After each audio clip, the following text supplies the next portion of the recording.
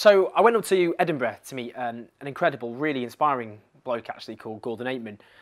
Gordon's younger than me by about a year or so. He's just turned 30.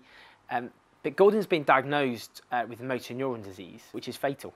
But he's learned a lot from his situation, and I think we can learn from him as well.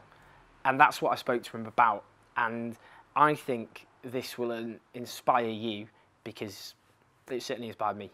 When you were diagnosed with motor neurone disease, you didn't really know what it was, and a lot of people watching this probably won't know often very much about it either. So what is it? What does MND do to you? It's a progressive neurodegenerative condition, so it attacks your brain and your spinal cord and your nerves. I can't get up out of bed on my own anymore. I can't shower anymore. I can't dress myself anymore. I can't.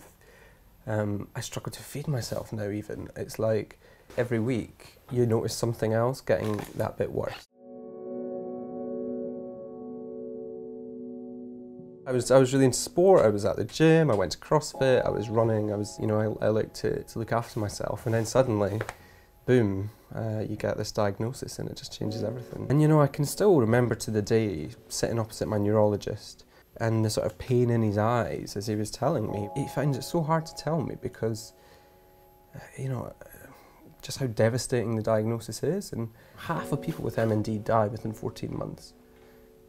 Half of people, and I'm now 14 months in, so it's pretty scary. So in 2015, you go along to the doctor, and for him to say there's nothing we can do, they just shrug, when they genuinely shrug their shoulders and say, this is going to kill you and it's going to be fast, that's pretty grim, that's pretty bleak. What's so inspiring about him is he wanted to get a positive from a terrible negative. So he got this campaign going, he met with Nicola Sturgeon, he put pressure on politicians, and he actually achieved 2 of these goals in full. One of them was to get MND nurses funded by the government instead of relying on charity, and the other one was to double the number of MND nurses. I find that genuinely inspiring, that a terrible situation affecting him was something that prompted him to think, I don't want others to have to suffer in the way that I am, and actually maybe because of this situation,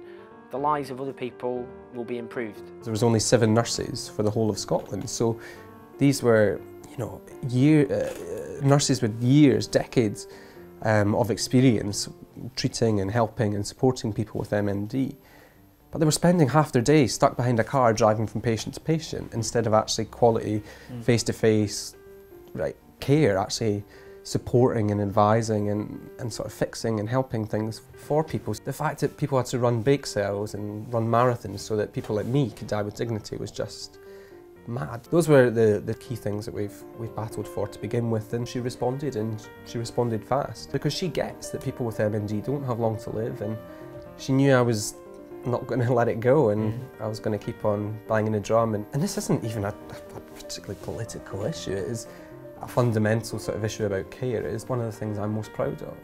I've been in my fair few Twitter rows, and somehow I don't think I'm going to end up on my deathbed thinking, oh, I wish I'd argued with more people on Twitter.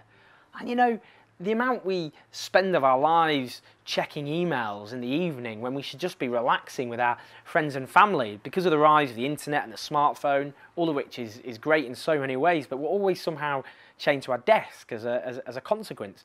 The amount we spend doing, unpaid overtime, the amount we spend commuting, work and not being able to relax and spend time with our friends, that's dominating our lives. That balance is just all skewed in the wrong direction. And that's partly what I learned, I think, or want to learn from Gordon. I think when you're faced with the very real prospect of death, I think it really helps you focus your mind and think about how you want to live your life and change the way you live. I've spent more time with my friends and family. I've travelled more. I've done things that I want to do. I've got the balance when I was still working between work and life. It makes the relationships you have all the deeper. You say the things that you want to say. You don't hold back. I don't care what people think of me and who I am. I'm just doing what I want to do now, and that can be exciting and that can be liberating. In terms of love, I mean, you got married to your partner Joe back in March. You know, both me and Joe know that we're not going to be married for 25 years. We're not going to be celebrating big anniversaries, but I think the time that we do have is all the more precious and all the more special. You know, it's just you've constantly got to just bring yourself back and remind yourself that, you know, this is my healthiest day. I'm only going to get, and it's progressive, so I know it's only going to get worse. So if I don't go out today and make the most of it, then tomorrow's going to be tougher. Because at some point I'll be completely paralysed and I'll be plugged into a breathing machine 24/7. You know, you know, I'm in a wheelchair now, but I can still get out and about and still enjoy the things that I enjoy. So it's, you got to get out, you got to do it, you got to make the most of what you got.